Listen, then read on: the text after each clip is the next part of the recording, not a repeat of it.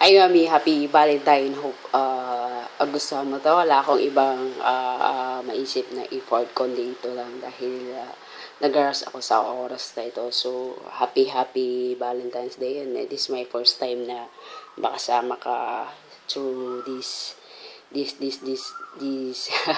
munting matagal networking na kung saan doon kita nakilala. Love you, mami. Hi.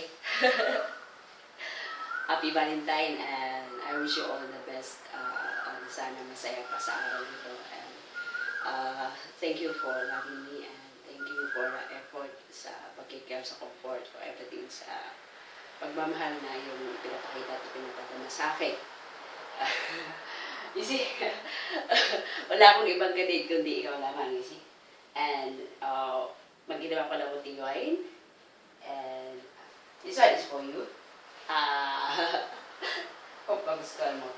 Then, I have something special na gift ko sa'yo, pero it's not really expensive, pero gusto kong magkaroon ng isang alaala na sana yung magustuhan na alaala na isang, I mean, it's a first time na mag-celebrate ako ng Valentine's na LDR siya.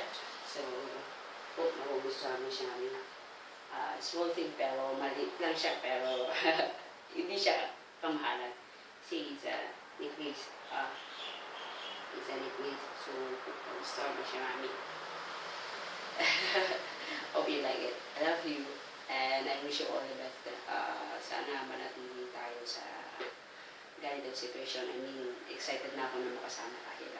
Happy Valentine! Love you! Cheers!